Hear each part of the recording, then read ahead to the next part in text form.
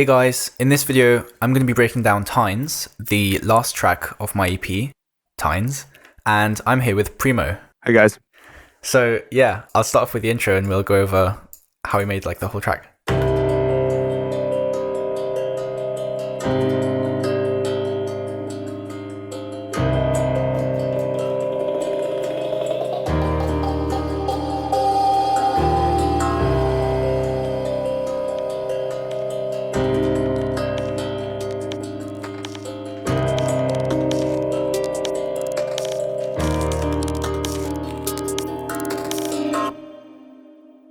Yeah, so the first thing here is this IDM kit in the drums group, and that sounds like this.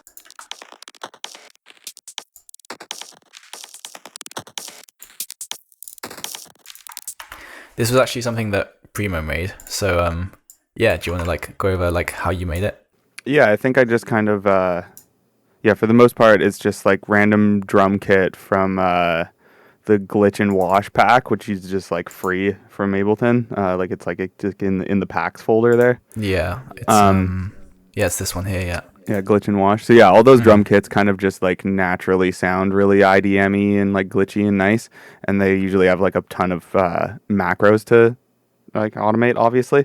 So I think I just kind of went nuts. It looks like a lot of the automation's square, so I probably drew that in with the pencil, and just kind of moved shit around till it sounded it was in the right spot. And then sometimes I in the MIDI clip itself too. A lot of the times I will just kind of draw notes in randomly there too. So it kind of looks repetitive. It looks like I kind of just came up with the one pattern and copied and pasted it. Yeah, it's the one pattern repeating, but there's enough automation. There's these sort of slower ones. Yeah. Yeah, exactly. Yeah, that kind of makes it open up with that filter there with the EQ8. It's kind of doing a band pass that opens. Yeah. Mm-hmm. And then I feel nowadays I'd usually do even more resampling to that and everything. But it kind of just sounded like a cool little. And then I guess it's also kind of it's a background element. It's negative 16 dB in the mix too, so it's pretty quiet. It's just kind of this subtle thing that's a little bit more cool than just your average hi-hat loop, I guess. Yeah, definitely. Yeah, and it's so quiet because the main focus is on these elements here. Yeah, it's all that melodic stuff. Yeah. So the first things here is this this loop.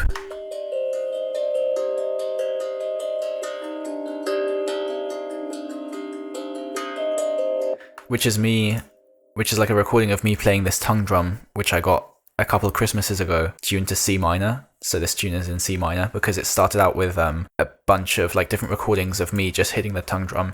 And in this case, it's two different loops, which I warped on Pro mode to kind of fit the beat better. And I think one of them was based around, well, the tongue drum's tuned to C minor, but one was based around G and one was based around C. And I've panned these pretty heavily hard left and right, and then not actually done that much processing. I did a bit of Sennheiser Ambio binaural stuff because I'm on headphones and it sounds cool on headphones. It doesn't really translate to speakers, so I don't do that as much. But yeah, this is another background loop which complements the hats. And then we have these quote unquote granular sounds, and that sounds like this.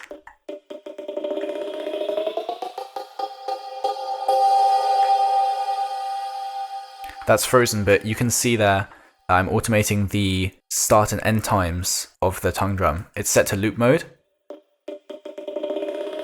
So when I automate the length, I can change how fast it repeats. And so you can do kind of the exponential rhythm sort of thing pretty easily by just tossing samples like that into a sampler.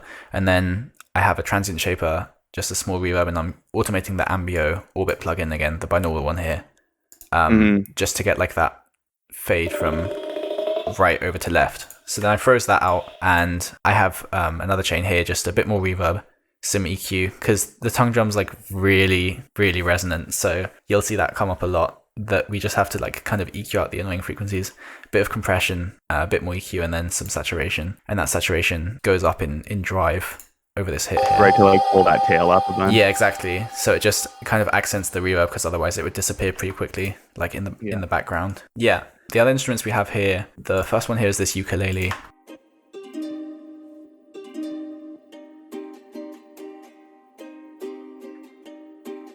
Which again is really quite quiet. It has a chorus on it. Well, I think this is actually a flanger, but it's so It's so like slow in delay that it sounds like a chorus. Yeah. And then it's just a utility. This is my sister recording the ukulele, because I kind of had the idea to sample the tongue drum, and then I was like, why not record all the instruments we have in the house? So Yeah, fair it's enough. my sister playing like this C minor 9 chord, and then I had a couple of different recordings, and this is another one of her just playing the chord. It's like time stretched and reversed. Right, okay, yep. And this one's like just warped, slowed down a bit more compared to that one. Mm-hmm. Then we have this piano.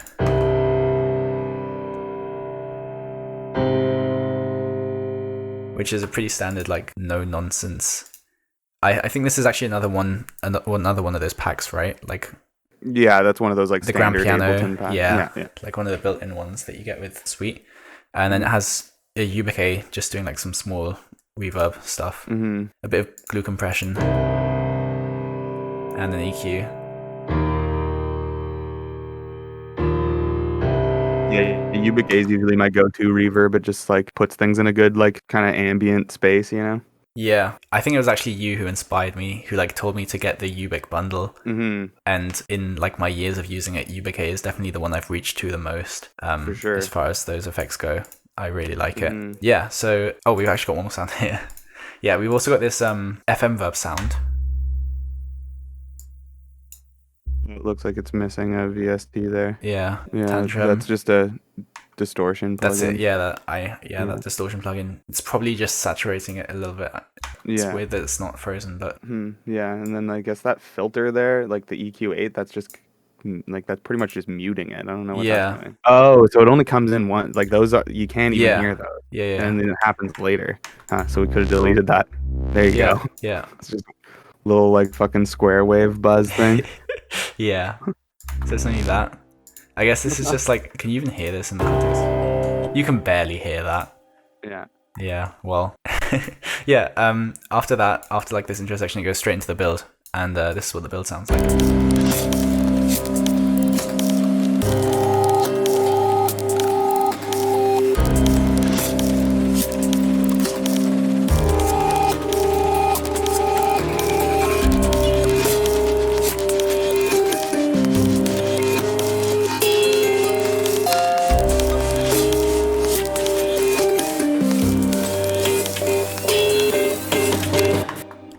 Yeah, so we've got the IDM kit again. This time it's like it's being sent to a reverb, like one of the reverb sends, and then we have this cricket sample, which I think I've gone over before in another one of my videos. This is just a render of me tossing in some percussion samples, like looping some percussion samples, and then mapping a ton of the controls in grain delay, in Ableton's grain delay, to knobs on my MIDI keyboard, and then basically recording that for 5 to 10 minutes and just messing around with all the knobs and seeing how creative I can get with it. Because like when you mess around with if I add it here, when you mess around with like the feedback, and especially the spray, which like changes the amount it delays between the left and right channels, you can get like some pretty cool effects like this, and it's a great way to kind of add in like some background textures, especially in build sections like this. And then I just have it on ring modulation mode in the frequency shifter, which sounds like this without it. It's really not actually doing much. In fact, I'm kind of more using it for the drive feature, which I'm not gonna lie, I forgot that the drive feature exists in the ring mod. But yeah, this is on a really low mix value, so if I turn that all the way up, it sounds like this.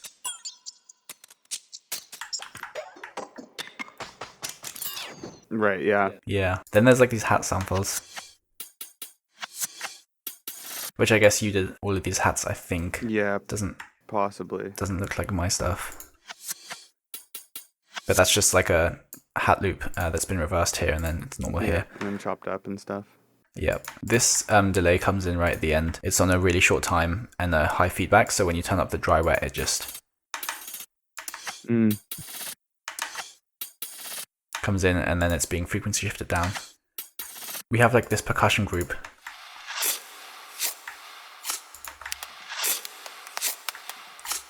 This is all my percussion, so it's portfolio I've recorded. So this one here is the sound of me this is actually the sound of me taking my belt and then like folding it over itself and like pulling it taut, so it like makes a slapping sound, kind of like if you were to crack a whip or something. Yeah, I know. And then I've synced it to tempo. Okay. And then it has like, because of all those transients, I've compressed it pretty hard. This scrape sound is like just another thing I recorded years ago. It has 100% reverb. Like, I don't know why this reverb doesn't automate down to like make it more dry as it gets close to the drop, but yeah, that's this sound. And then I have this one too. Again, just like some random sounds I recorded on my mic a while ago. Yeah. Doing a bit of frequency shifting, like automation over here, but not too much. And then there's just a bit more here. There's another recording of mine, which is this recording of a train arriving at a station, and I have like a tempo. Actually, not tempo sync, but it seems pretty close to match. It's like on it seems to match. Yeah, much. It's like, which is actually funny considering that's like, I think the default value that you get when you open the delay. But yeah, more percussion sounds here. Just like arranging random Foley sounds. This this sample actually matches the rhythm of the bass in the drop. So like that matches this sample here. Where is it? This one. It's like the same rhythm, which I guess is cool. I don't know if that was intentional or not. Yeah, I think so. Probably. Yeah, probably. Wait, I can actually check if I've warped it. Yeah, I have warped it, so it probably was intentional. Yeah. Yeah. Just these two samples again. Just like background noise. I'm using the noise mode on the vocoder here, and I'm turning down the depth so that it's like pretty constant source of noise. So if I slow this and turn it off, that's it without, and that's it with. It just like adds noise across the spectrum, which is totally. Yeah, and then we have I guess the tongue drum again. This is like the kind of main sample. So if these were like the background ones, these are the ones that have like the main focus.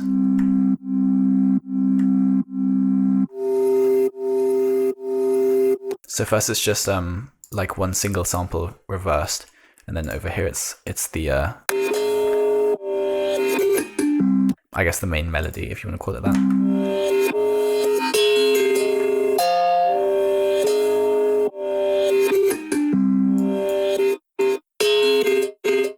So if I take off all these effects, then I'll go through them one by one. So this is it without effects.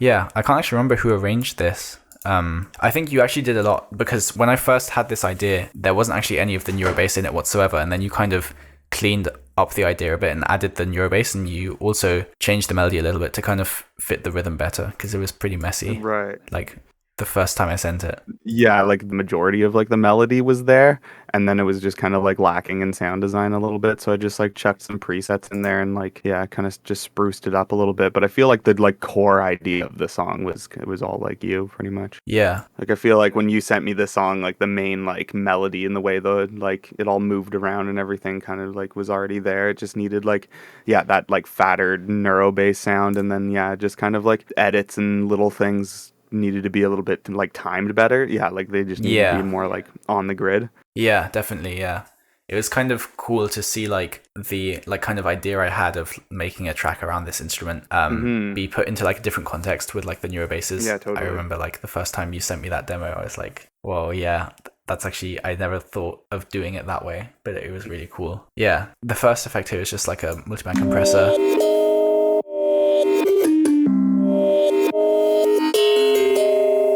And then like more compression again, good compression after that. And then 3 different erosions, and they're all on sine mode. So they add like, I guess like, I don't know, how would you explain it? It's not really bit crushing, is it? It's tough to explain. It's weird. Yeah, it's like, and I'm pretty sure, it has like something to do with FM as well. Yeah, it's like, it's not a harmonic sound, but I have them set to these 3 different frequencies because those are ones that kind of sound good. Yeah. Like, if I turn them up a bit. Yeah. After that, a serum effects, which is just like a hyperdimension chorus. Nice. And an auto filter, which is just coming in later, like here in the drop. Yeah, just Because adding. this is all like all the same channel. Yeah, exactly. And then 2 different kilohertz delays. Okay. One's like sync to tempo, and then one's again at 200 milliseconds, which seems to fit pretty well. But they just come in like at times like, oh, this one comes in here. Yeah. And then I guess same with this one. Yeah. More dynamics after that. I probably wouldn't put another one in there if I've already compressed it in the beginning, like if this were me doing it today, but why not? And then, yeah, this EQ, I think this will have been you just taming out like the peaks because it's such a resonant instrument. Yeah. That one there. But yeah, that's like the main sound. We have more resamples here, like making some harmony. And like this one here. I can't remember which one of us made that sound. I think that's just the sound being thrown through a grain delay again. Yeah, probably something like that. Yeah, I think same with this one.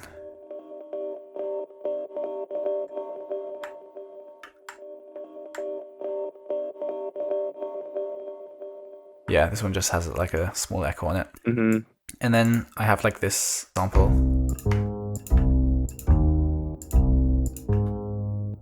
Which is just me plucking my double bass, which I recorded years ago again, and I'm just pitching it around. I think it's slightly different samples every time, so good job me on not using the same stale sample every single time, but yeah.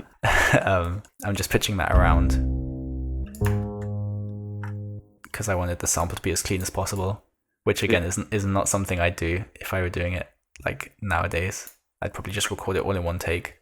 Yeah, probably. Yeah, because like as soon as you start pitching it, you're gonna get some like aliasing and stuff. Yeah, right? exactly, and it just won't sound as natural. Like you don't always want things to sound perfect. You kind of sometimes it's better to have them sound natural instead of perfect. And if it's something like this, I definitely do that, especially when it doesn't matter. Like in the drop, because the rhythm is so strictly defined, maybe it does matter. But for the build up here, I would just record it all in one take. And same with like this stuff. But yeah. Then we have the piano again, which is just playing like basically block chords, just the chord progression, and then I think it was you who made this MIDI, and then I just wrote in some melodies on top of it. Yeah, exactly. Just and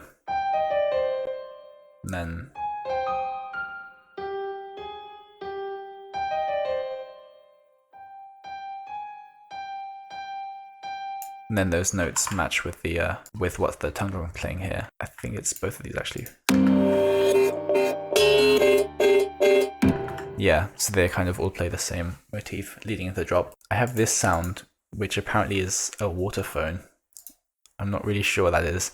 I think what I actually did was I searched for tine in my sample library, and this was what came up. Oh, okay. I guess because I decided on the name tines. Right, okay. And I was that's a cool word. Let me see what I have in my sample library. Because a tine is just like, I think it actually refers to like the forks on like electric pianos. Oh, okay, yep. Like the kind of metal strip on like a Rhodes or whatever that creates the sound. But, yeah, because like whatever it is, like what is it called? Like physical impulse instruments or whatever, like Impulse in Ableton, it'll have a knob on it that says tine. Yeah. You know, and that's like in control of that. Like it's supposed to be mimicking that on like an electric piano. Yeah, and I think you can, well, I'm not sure, but I think you can also refer to the actual like individual pieces of metal on the tongue drum that you hit, like the cutout parts, as tines, because it's like similar. It's like a sheet of metal that like vibrates and generates that kind of that tone. Right. Okay. Yeah. That makes sense. Yeah. So that you have this sample. Yeah. I think a waterphone, actually, as far as I know, I think that's like a horror movie like sound effect instrument sort of thing. Like it's supposed to make like creepy like sounds. Like it says scrapes in there, you know?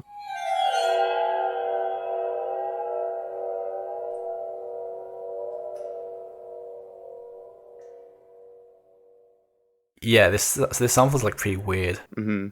Especially if I take off the giant reverb. Yeah, I think it's supposed to be that like typical like horror movie like scraping metal kind of sound. You use a waterphone. Yeah, okay. Yeah, it's like that. And it says approximate pitch C4, so I guess it was approximate enough for me because I haven't pitched it. Right.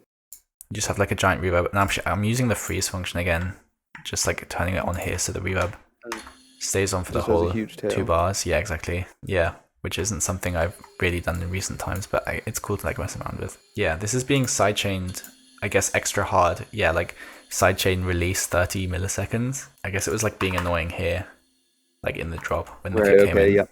Mm-hmm. But yeah, I mean, that's basically everything. We have like this one effects, which is probably just a riser sound. Yeah, I think this is like a riser you made or added at least. Yeah, I probably made that. That sounds like something I do. Just like, yeah, serum, pitch envelope, all that. Probably like a saw that has like a bunch of what is it, like unison to it and everything, and then just Yeah, it sounds like that, yeah. automate reverb and stuff like that. Typical like riser sort of things. Yeah, I tend to be really lazy and dig through my sample library to find like riser samples. Yeah, totally. You're actually right. It's pretty easy to make them yourself. Yeah, it's very easy to make them, and I find if you spend a bit of time doing them like a bunch, then you can just like have a big pack of them. Yeah, you can have a big pack of them and you'll know how to make ones that you want very quickly so that Yeah. it doesn't kind of become like a burden to have to do it yourself each time, but like it's worth it for the results you get. Yeah, and they can always like fit into your mix a little bit better than just some like preset. Yeah, exactly. Like, one thing that you found, you know? Yeah, I have that sometimes. It'll like either be too quiet or too loud, and it's hard to find that sweet spot because it's kind of tough to mix sometimes. Like the like riser sounds in the sample library, but you can kind of get around that by dealing with it in the kind of synthesis stage. Yeah. So after all that, we get to the drop, and so this drop kind of has like two halves. So I'll play the first half, and we'll go through that, and then we'll go through the second half after.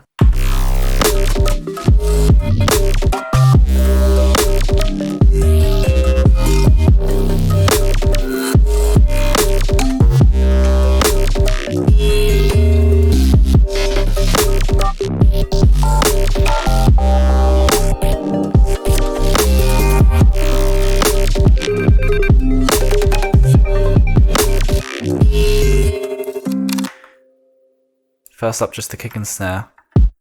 I think these are your samples. Like, That I think you chose sounds these. like one of my snares. Yeah, Like the plop snare there. yeah, to fit the vibe better. Because I think I chose like some more like subdued, less heavy hitting drums. Because like I kind of had more of a chill vibe before I sent it to you. But then like these kind of fit neuro bass better, I guess. But yeah, so it's just this kick taking out like 100 hertz ish. And then like these two snares, your plop one, and this one which has like a delay automated on it here, which I think I did. That's like something I do quite a lot. Yeah, it's kind of an interesting way of creating like a little like roll or whatever. I never thought of like doing it like that with the delay. Yeah, it's cool because like they kind of overlap in a way you couldn't do if you just had like if you just took parts of the snare here and like copied them over and like duplicated it. Yeah, Like that's really... yeah. Yeah, it's kind of a cool way of doing it, and you can really easily like fade it in Right, yeah. by doing dry wet, whereas like otherwise you kind of had to add a utility and get pretty exact with the automations. Right, so then it has like a ghost note kind of feel where it's Exactly, just kinda like, like snuck in between all the other drums. Yeah. Yeah. Yeah, it's a cool way of doing it. Nice. And especially when you only do it to one layer, so you have like your really like your transienty one here. Yeah. Whereas this one's just like contributing to the body a little bit. Yeah, probably. But then it really does give you that like ghost note, maybe almost brush feel because there's no transient to it. But yeah.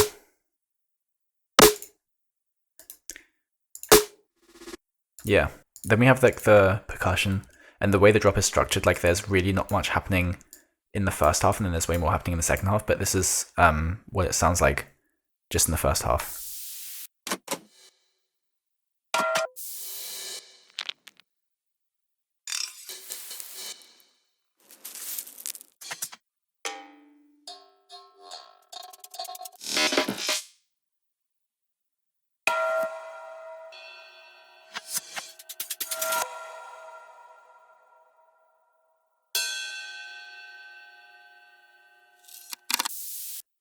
Yeah, so the first thing here is this break, which I guess is like a time stretch version of the almond break that you added. Yeah. Yeah, it has like delay, like I guess basically a comb filter delay because of the really short delay time, and like it's just being bandpass automated. Yeah, this is it without those effects. Yeah. That sounds pretty choppy. That sounds like I mean, I guess it's been rendered out, but it sounds like in beats mode the Yeah, it does sound like that. yeah, like the transient detection like envelope, and then you turn down the envelope time. Mm-hmm. But yeah, it's just like a pretty simple I guess, yeah, like, is that, do you think that's like a granulizer or just like time stretching? That's probably just time stretching. Yeah. But yeah, just like a classic kind of sample, and then like on its own wouldn't really fit. But like if you smother it in effects, it's kind of just this little quick glitchy thing, you know? Yeah, exactly. It's like kind of choosing your effects to make it fit like the palette of the track better. Yeah, exactly. You're right. If you just had like the original sample in there and didn't like, yeah, just like a raw almond break, it would it would sound, yeah, not great. Mm-hmm. But like that, it fits a lot better, especially like with that little tail. Yeah, it kind of. I think that delay is really kind of just making it like go like stereo at the very end there. It kind of just like goes super wide. Yeah, yeah, yeah. It does. Yeah, yeah. Then we have like these like hats, and in the first half, like all these samples, kind of just accent particular bass hits. Right. Yep. This one has Yeah, like they're not keeping any specific pattern or anything like that. They're just, kind of just following what the bass is doing. Yeah, exactly. This one has like this auto pan where I've done again like the kind of exponential thing by turning the rate down, like automating it. Mm-hmm. And then if you automate the phase as well, like from 360 down, you can make it more stereo really easily. But yeah, these are all like just pretty standard effects chains for percussion. Mm-hmm. Same with like here, this one just has like a big reverb on it. And yeah, same with like these ones here as well. It's just like small percussion things. And like this one, like the drop noise just only goes on for the same length as like the main bass, so like here. Yeah, I find I do that a lot with like heavier songs. Do the first downbeat immediately like cuts off with the snare, you know? It doesn't like ring out at all. It's just this like snap, and then like the snare hits, you know? Yeah, exactly, yeah. And then you have the like a similar thing here, so there's just this drop noise, but then there's like more of a lead into the snare with like a reverse crash.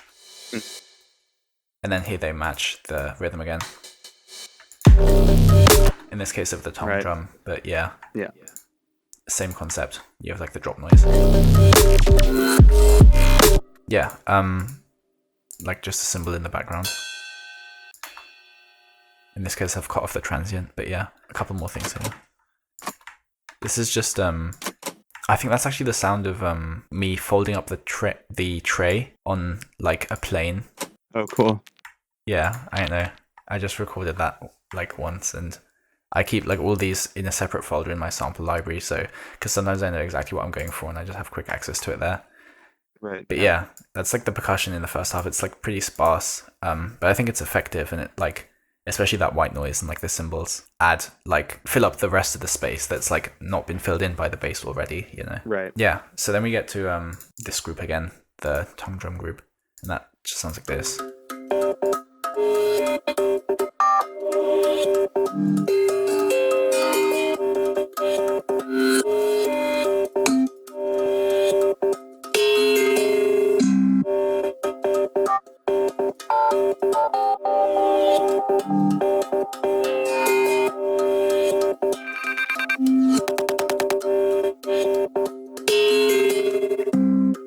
So we have like these percussion loops again. They've just been muted, like disabled in the sections where there's like specific bass hits where it kind of wouldn't work to have that rhythm continuing, because it's like it's like a dotted rhythm, right? So it's cool to kind of get like a sort of rolling feel, you know, like throughout the drop, as opposed to the like very straight rhythm of the main bass. But then there are points where, like here for example, like with that giant sustain bass, where there's not really like an underlying rhythm or anything, you just like have that bass going on to the start of the next like beat. It's cool to cut them out at those parts. And it's the same thing here, like you can actually see like it was you, I think, who disabled these because there's like a lot more focus on the bass in the drop because it's like the new element. So you kind of have to like shape your melody to fit the bass. Yeah, totally.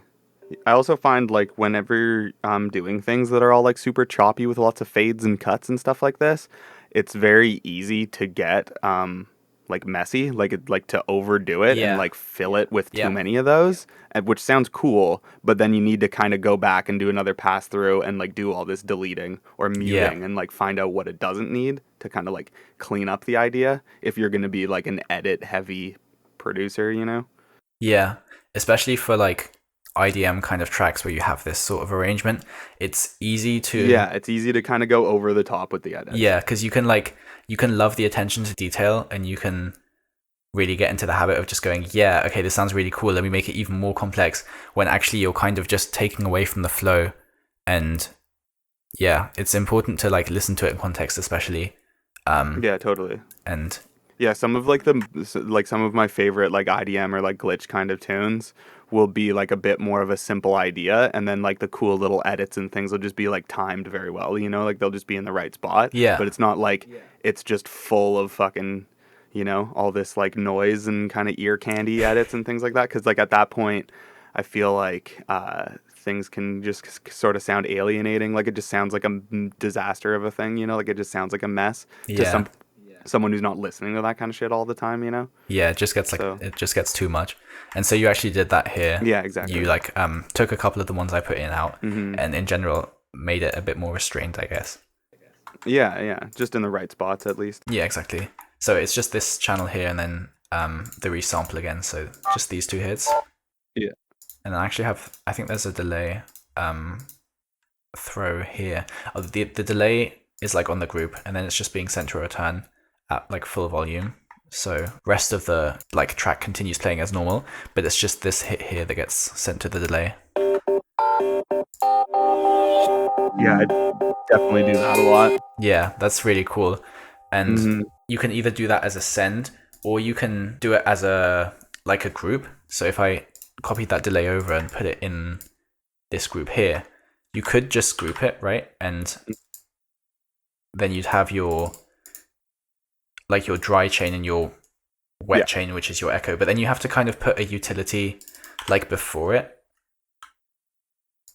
to essentially act as the like the send volume, and it's just a lot more kind of clumsy to automate this instead of having this one here where it's like you can look at it and you know it's exactly for that send, if that makes sense. Yeah, exactly. Instead of doing it in parallel. But that's the other thing that's kind of cool about Ableton too, is that there's just kind of like there's a bunch of different workflows for doing like one thing, you know? Yeah, exactly. So yeah. like some people would argue that having it in an audio effect rack and having it grouped and stuff is the cleaner way to do it, because you can like fold down an audio effect rack and make it all small and everything. Whereas like the more return or send channels that you add to a session, the more it's just like that big gigantic thing that, you know, at the bottom of the session. It's kind of like cluttering up the Yep. screen the more returns you add. Yeah, you know? exactly. Like this has 5, which is more than I've used in a long time. Yeah, and see, that is usually typically how I tend to work. I like have all these ideas of like, you know, I want like one snare hit to hit an echo in one way, and then the next one to be like a hi-hat going into a delay or something like that. So I end up having like a ton of return channels.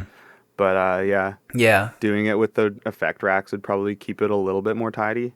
Yeah, exactly. So like the way I kind of split between like the way I choose which one to do for a particular effect right now is I kind of I think about how many different sounds in the project will be using this effect. And if it's something that you want a lot of sounds to use, like a reverb or like a general reverb or general delay to kind of give it a cohesive space, yeah, I'll do it as a send. Yeah. Whereas if it's just like this one kind of parallel micro edit send thing you need, or you even need like multiple, it's usually better to do it in a rack, and then you can make as many different sends, quote unquote, as you want, and it doesn't get cluttered up in like other parts of your like screen real estate. Yeah, exactly. Yeah. Yeah, so I'll probably, you know, do that more in the future, but yeah, you know. Yeah. That's this like section, like the tongue drum stuff. It's pretty simple. It's just like 3 channels, but it's effective, and it complements like the rest of it. Like, well, there's more stuff here, so the double bass again, and like the ukulele chopped this time. here as well. I have like these Rhodes samples. I think at the time I didn't actually have any sampled instruments, like VST instruments over Rhodes, so I just grabbed these samples from like Free Sound. But I guess that was cool because I like reversed them and like chopped them up and stuff. Yeah, it works. Yeah. That's the other thing too, is sometimes like Rhodes samples sound good the more you like edit them and affect them and stuff like that. Well, not like affect them like with tons of processing, but I just mean like the more you cut them up and like reverse them and do things to them, they actually kind of sound cooler than just like the piano on its own. Yeah, it's like one of those sounds that lends itself really well to being transposed and like time stretched and warped, which a piano sometimes doesn't. And right, yeah, and I feel like, or yeah, totally. And then like also like maybe we're just really used to hearing lots of like jazzy, like lo-fi hip hop beats and stuff that just like have that in it. You know, like it seems like a very common thing. Yep. To have like a Dusty Rhodes sample like cut up and edited into a song, you know, like. Yeah. But yeah. Yeah. I don't know, it just works. Yeah, that's like this. I have this edit here as well, which I'm not sure. Oh, this actually matches the tongue drum. Yeah. Yeah. A couple of background synths. So the main thing here is this sound, which is just a serum. Okay, this has been like initialized, unfortunately. That's definitely not what it sounds like, but this is just like a pluck, and from the name it has the serum chorus on it. Seems like a pretty simple patch with a delay, but in this case I've frozen it out and I've actually like chopped up some of the hits here, but not the delay, and like same thing here. I guess that was like important to mix or something. I don't really know why I did it, but yeah. Do you have this bass as well? Which is like high passed, which is I guess why it's not in the bass group, because it's not really contributing any bass. It's just like texture on top. Right, it's just like a mid bass kind of thing. Yeah. Not sub. No, yeah. Yep. And then we have this sound, which is like an FM sound again, like two sines. One is FMing the other, and then like a tiny reverb on it, some compression. I think this is actually...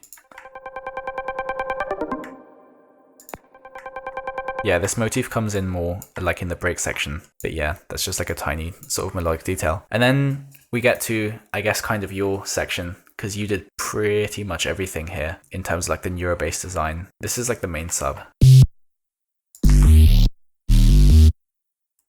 So yeah, to me that just sounds like a normal sine compression bass. I don't know if you can remember like what your process was or how you kind of went about it. Yeah, I feel like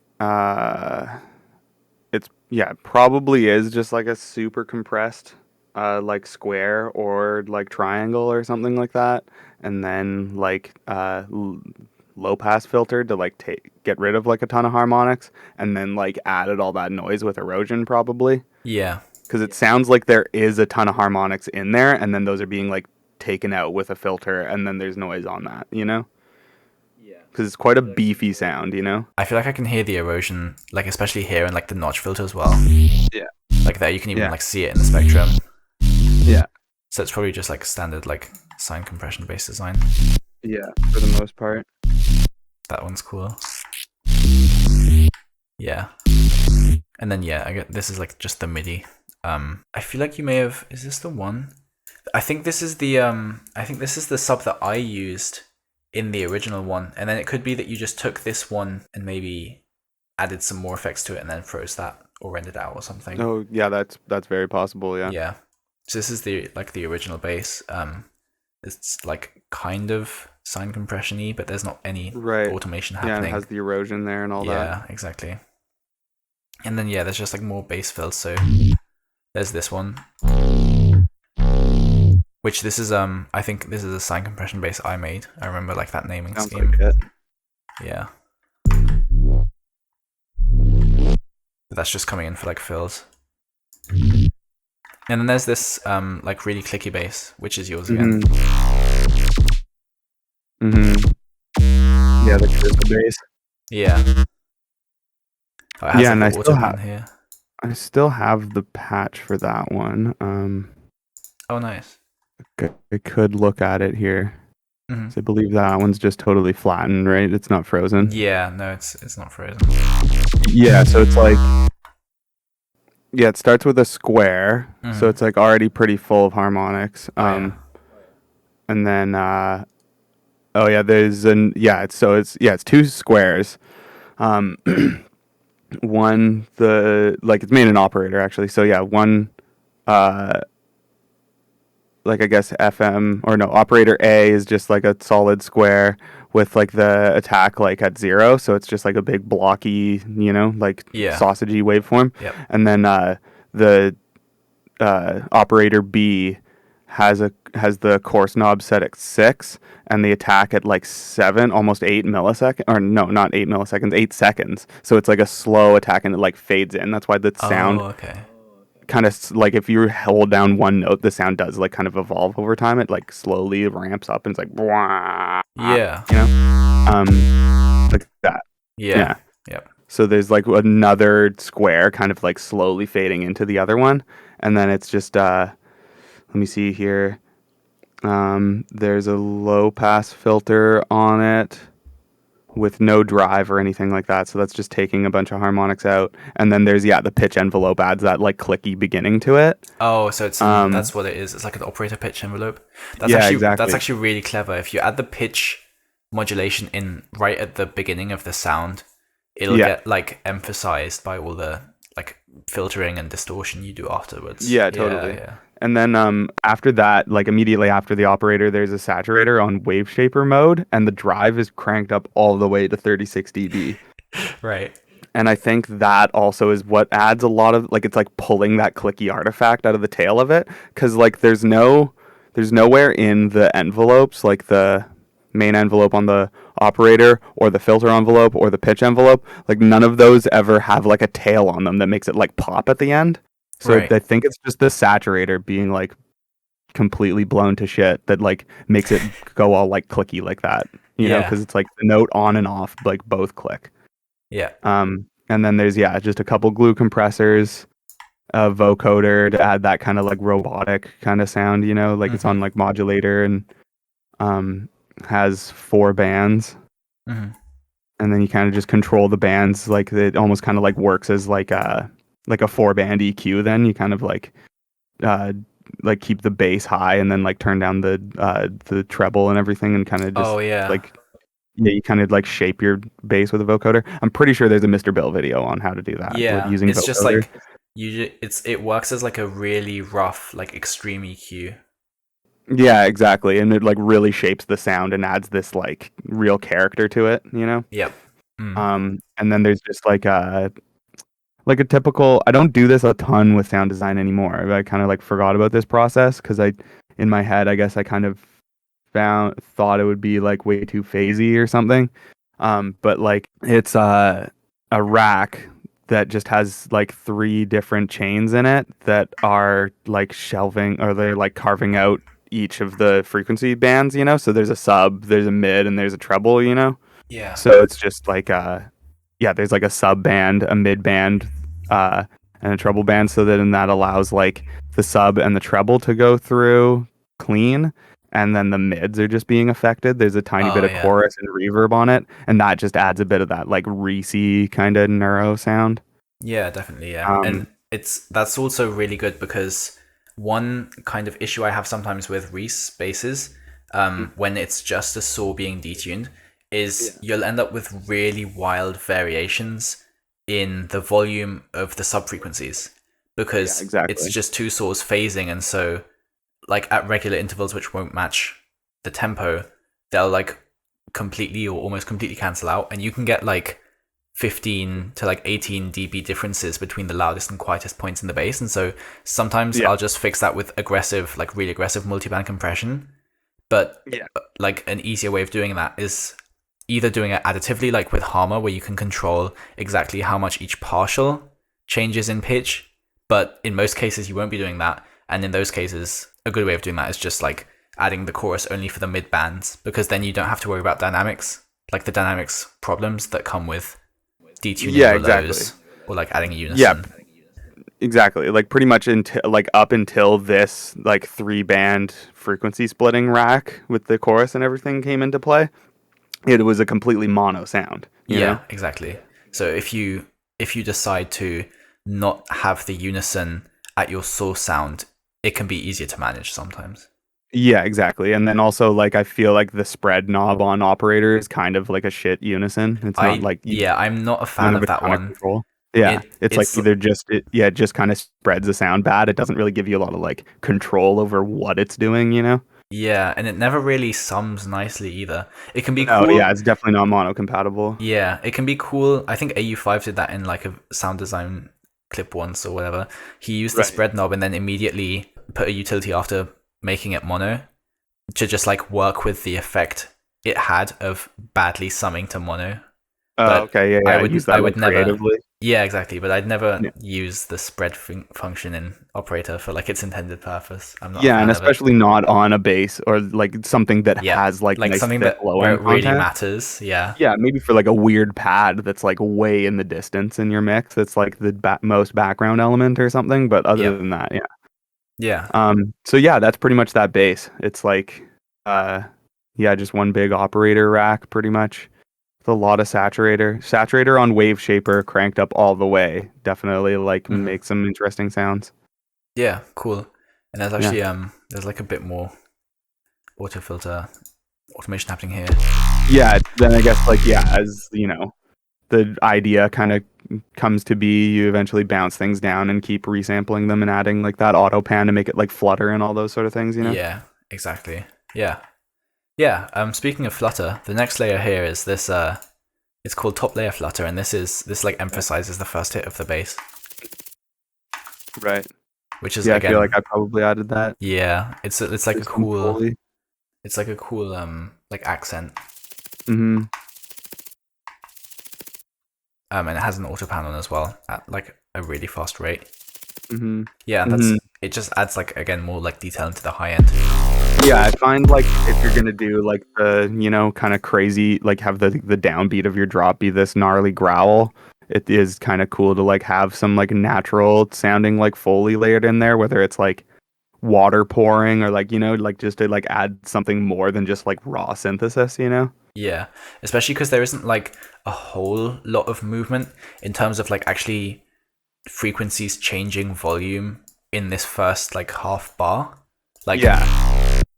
it's kind of just like a standard down bass hit sort of thing, and so this can be Yeah. cool to add like more detail to that. Mm-hmm. Yeah, this next one actually only comes in the second half, but I'll go over it now anyway. It's just this sound, which I think it was you again. Same thing here actually Okay. with that saturator. Is that Yeah, what that looked like? I think I was probably repeating that same process of making the original bass. It's just that, you know, if you start to repeat what you did before, it just comes out different again the next time, you know? Yeah, But exactly. that is, yeah, This that looks looks pretty like the exact similar. same chain I'm looking at that I just described pretty Oh much. It's yeah, like the same thing. yeah. So for the visual learners out there, Mhm. this is the kind of process. Seems like you've kind of gone for different source wave forms. So you have like a I think there's triangle here reverb instead on of it a either. yeah, that's true. There's Yeah. like a Oh, there reverb, is. Yeah. Okay. Yeah. like a tiny bit though. Like it's Right. Yeah. 300 milliseconds, not doing much, but Yeah. yeah, yeah. That's always a good thing is you can do the same thing like thousands of times and it'll always sound different. Mhm. That's why sometimes like I'm content with not knowing exactly or not wanting to know exactly how a sound was made, but just knowing like the basics. Because as long as you know how like the steps towards making the sound affect it, that can give you way more possibilities than just like having like recreating the exact same thing over and over again. So like Yeah. Totally. knowing that a sine compression bass comes from like distortion and then notch filtering and then getting artifacts by distorting that again is like way more powerful than just having like this one patch you use all the time or maybe even like this one sample sort of thing. Yeah. Totally. Yeah. This is the next layer, which is like high pass, and that comes in here as well. Seems to be just like some resample or whatever, which we're just using. Yeah. Some for, like, weird neuro high-end. with like a lot of highs, and then I took all the bass out or Yeah, something. and that Yeah. It's just Yeah. Just adding some noise layer in there. Hmm. Same thing with this one. This one's actually relevant now, but it's just like Just this fucking standard square wub. I mean, Huh. Weird. I guess that was necessary. yeah, apparently. Yeah. Huh. Yeah, this is like the first half of the drop. And then in the second half, basically the only thing that really happens is we have like some minor changes in the melody. So there's this resample, like there's like a lot more of these different samples here.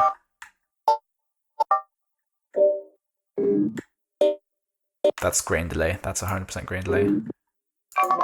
Same thing here.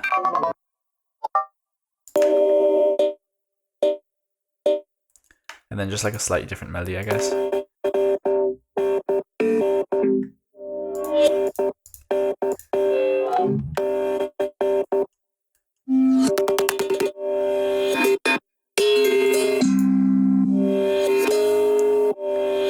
So actually what happens here is while this content has always, it's been like new motifs specifically for the drop, but this section here is the same one as the one in the build.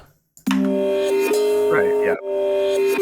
And so I guess the basses in this section kind of fit more.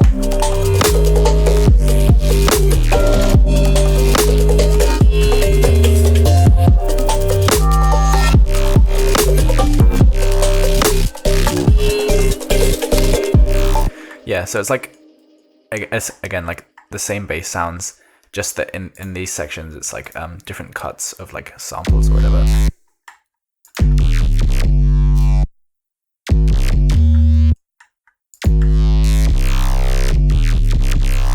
Yeah, but the main thing that's different now is the percussion. So there's a lot more percussion in this section. It sounds like this.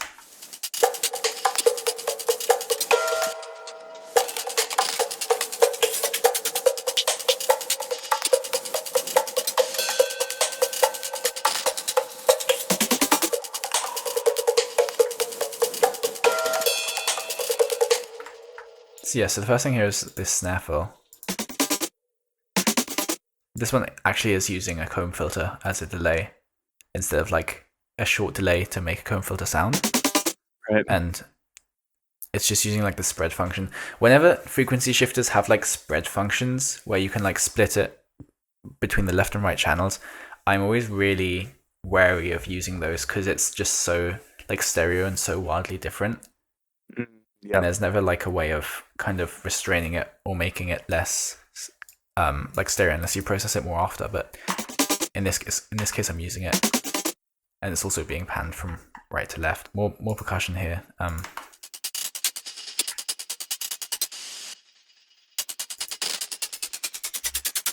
So this is like the main one. I don't know which one of us like worked on this, but it seems to just be like a hat loop.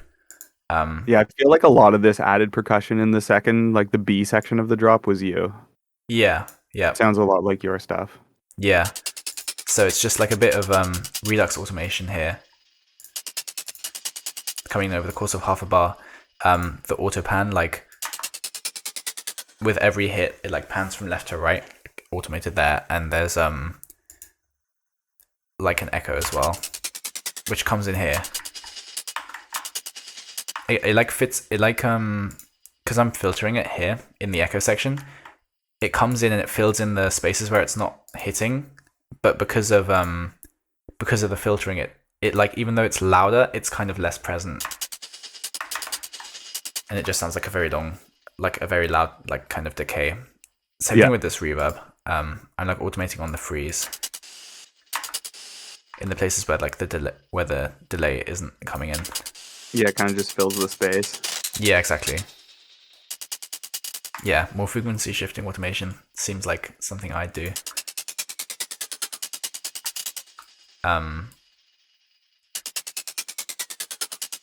Yeah, there's actually not really sure. Oh, I guess the the flanger's on the group. I was wondering where that flanger was, and that comes on here for this first half, and then here it turns off. But in this case, it's just like a kind of just flanging as normal. a couple more samples here. This one's just coming in like the same rhythm, like 16th note. And then like these kind of chops again, just like little hits. And these ones, this is me again. This is like a recording of a bongo cajon that my sister has, which I just recorded myself playing. I think this is like probably synced, or like I warped it to tempo in the original recording, so it was already like tempo synced. I didn't have to do anything else in this section, but I've just kind of like chopped it up a bit. And then there's ride cymbals, the same ones as before, and there's like more Foley. This is all me again. There's not too much happening here. This one has like an amp on it, and like vocoder. This is what it sounds like without those.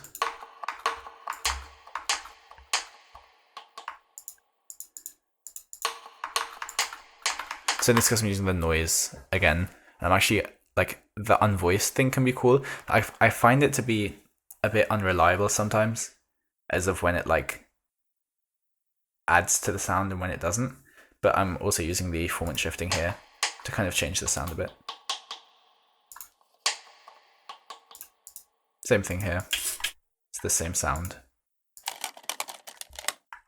And this field recording, which I went to like the trouble of like volume automating every single hit, but I guess it kind of adds to it. Like same thing here.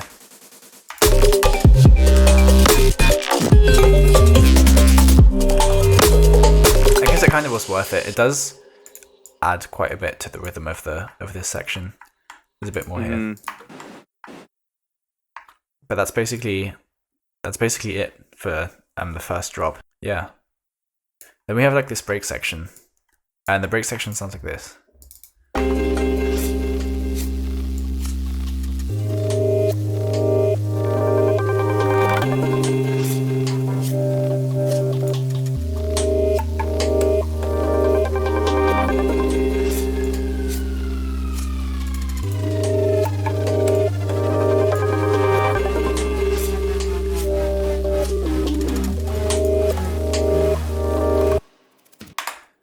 So yeah, I'm pretty sure the delay here is like not correct. I'm not actually sure where it's even coming from, but it's definitely not like that in the final render. But yeah, it actually might be here. Well, it doesn't really matter. Anyway, yeah, this is just like, again, more of these sounds reversed again, like kind of like in the intro. And I have these ones which I chucked through the grain delay. I'm kind of using some of those in the drop, but this is just like.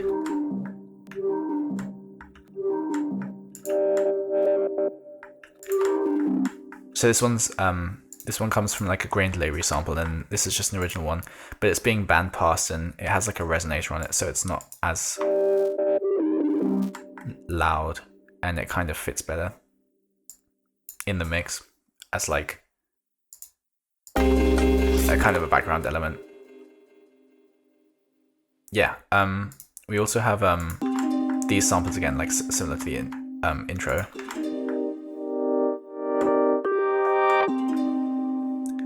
Just two road samples. This one's like reversed, and it has like fades on it, whereas this one's just a normal hit. So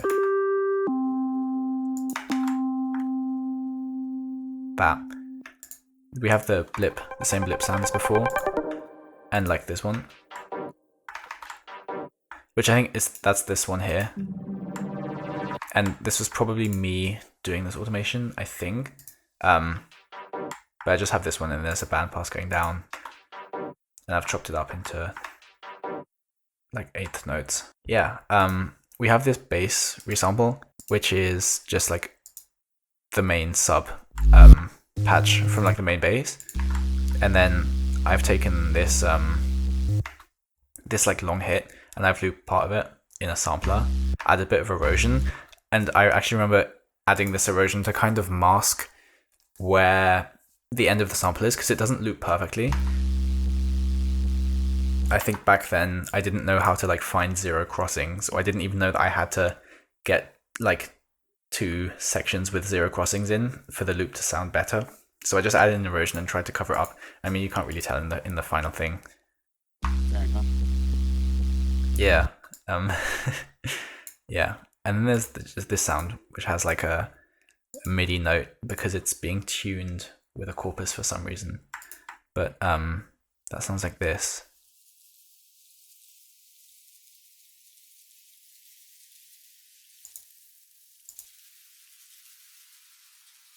I'm really not sure what the purpose of the corpus was there. I don't know. There's a lot of weird stuff in this project. Yeah. But yeah, that's basically this whole section. It's just like kind of a break before the second drop.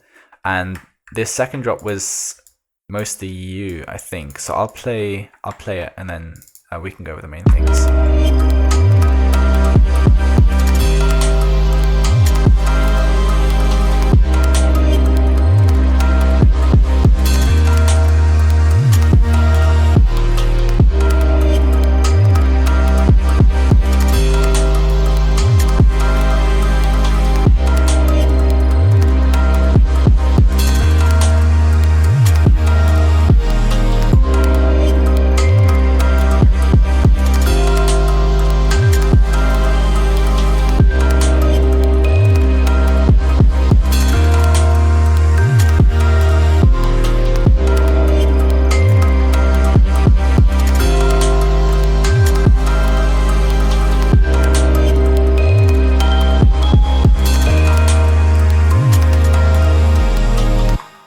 Yeah, same kick again. The percussion's like kind of similar. I mean, it's the same samples again, just being like repurposed differently. Yeah, I feel like the tongue drum then is like almost playing more of a role of like the snare, almost. Like it keeps on like happening. Like you have like this one. Yeah. This percussion and like there's just this background layer for the tongue drum. But yeah, right. that percussion hit definitely is like like there's no actual snare, so there's no actual snare. You kind of need something to like take over, and I guess that's this one here. Yeah. It's like the main continuous percussion hit other than the kick, you know? Yeah, exactly. This other stuff is just like not really like recognizable, you know, because it's just like high end things. Like you don't really pay as much attention to it. Whereas this one's like this one here is like actually like sort of tonal at least. Yeah, and then just like I'm pretty sure the sub and everything is just like the bass from before, but just filtered down, so it just is a sine pretty much. Yeah, that was I think that was you who did this. Yeah. Sounds like maybe still that like cursor patch that I had. Oh yeah, you're right. Yeah. So it still has like all that tone and like harmonics from the earlier bass, rather than trying to have to like remake another soft like sine tone kind of bass. It's like just the same thing. You just like filter it out until it's soft and warm sounding, you know? Yeah, so it still has like kind of a similar timbre, at least where it's not being low passed. Yeah, or it's like at least the sub of the entire tune sounds consistent then, you know? Yeah. We have this one here, which I'm not sure what this is. I think that was... This was when... Yeah, we were experimenting with going even lower. Yeah, because this isn't fucking C minor, which is such a bad key. Yeah, so it's a bit of a high key, but... oh well. Yeah, like... It still sounds good. Never gonna write in this key, like, ever again. Because, like, you kind of have to decide between having a really high sub or a really low sub. Exactly. Like nowadays, I never really go any lower than D minor, and D minor itself is kind of pushing it. So we just decided to go for the high sub because it's more of a chill drop anyway. It doesn't need to hit as hard as the first one. Yeah. But yeah, that's this sound. And and then also like when like when a bass is like full of harmonics, like, you know, like the whole spectrum is full. I feel like you can get away with it being deeper, like it being a lower sound because you're hearing all those upper harmonics. Whereas when it's just a sine and you try to go real deep, it just kind of gets like lost. It becomes too like flappy. Like you can hear the like each oscillation, you know, kind of happen instead of it just being like a tone. It's like, you know. Yeah. It's like half. Which kind of like that works when it's a saw for whatever reason, but as a sine, it doesn't. Yeah. And like most people will, I mean, let's be real. Most people will just be listening on like shitty equipment, which can probably only play like the third harmonic or like higher. So if you have a bass that's like as solid as this in terms of like harmonic content and like this consistent, it will hit just fine. Yeah, exactly. In all the like cases it needs to. Yeah, exactly. So then we have like we have the piano again, but we have this shifter pad thing.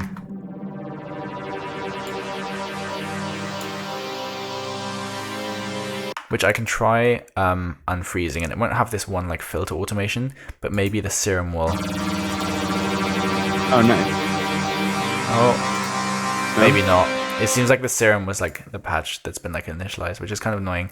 Right. That happens to me a lot when I share a project with someone, is that like if you unfreeze a serum, it's all initialized. Yeah, it's pretty annoying. But I guess the versions of serum aren't like cross-compatible or something.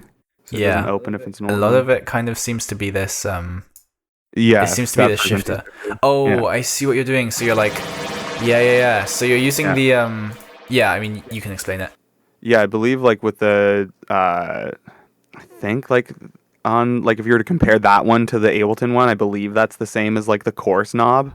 Yeah, it is. The shift knob there. That's why. And then that's why I'll sometimes actually use the Ubik S. Is if I want to like shift something up, only like 200 hertz.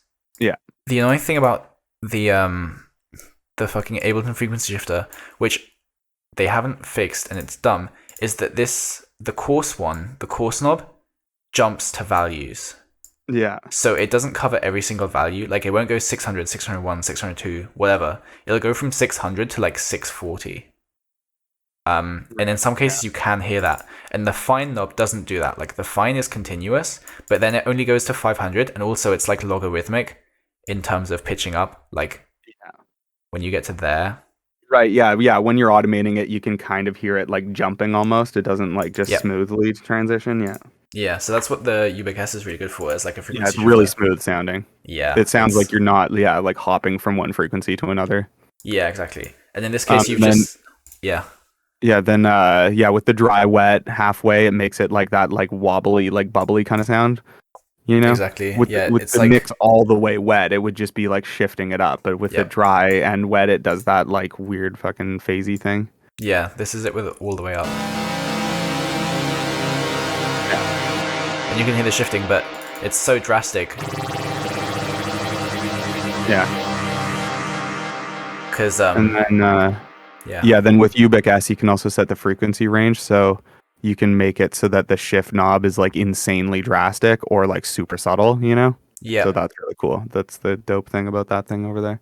Yeah, so at the moment it's set to 10 hertz, and you can go up to like you could make it like 200 or whatever you want. Yeah, but 10 is like the subtle setting. Yeah, especially like when you're doing it for the phasing, because if you did it on like 200, it would just be like garbage noise. Like, yeah.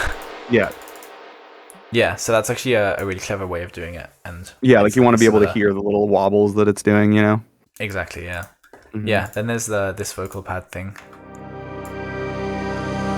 Yeah, and then that's just like adding some harmony. Pretty basic, just like sampled. Yeah, just a vocal tone. One's low, one's high, kind of makes it sound like a weird digital children's choir or something. Yeah, this one's an octave up. It's actually also detuned a bit, which is cool. It's like adding a bit of unison. Yeah, so there's a bit of bit of detune happening there. Yeah, same thing with like I guess the autopan's happening here. Oh, I guess this is for the outro. Like we were gonna add this, but then we removed it. I was like, yeah, fuck that. Oh, I guess we replaced it with this thing. Yeah. There's this piano as well. I can try infusing this. Oh yeah, actually sounds alright.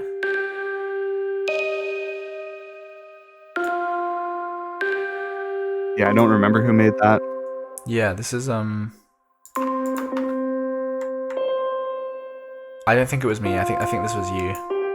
Especially because it's frozen. It's just the grand piano again, and then an operator. Yeah. And I guess I was trying to get like the natural tone of the piano while adding the like pluck of an operator. Yeah, the cool thing is you have your reverb in the operator chain with like the pre-delay as well, so that isn't affecting the piano, which is cool. And then everything else is just affecting them both together. Yeah. So like you have the Yeah, the so you hear delay. that like the slapping of the pre-delay Exactly, on that yeah. little pluckiness, but it's not on like the It's not on body the of the. piano, which would Yeah. probably not sound as great. Mm-hmm. Yeah. Then like probably the last new instrument in this project is this thing, which I guess we don't have the project for anymore.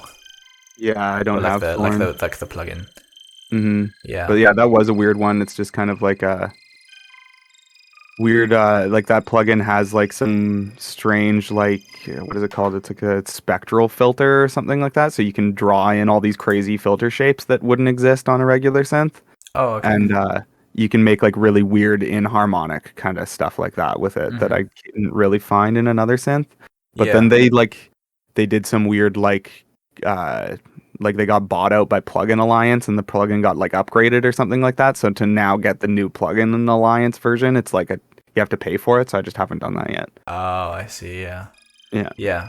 This is like not doing too much anyway. It's just like for Yeah, vice I've only versa, ever like used adding it as like some. a background kind of synth. It's never been like my main synth, so I didn't really care about it that much, but Yeah. it does make cool sounds. I might get it again. Yeah. Yeah. It sounds cool. Like the spectral stuff. I've only really seen that in Harmor where you can draw like custom filter shapes.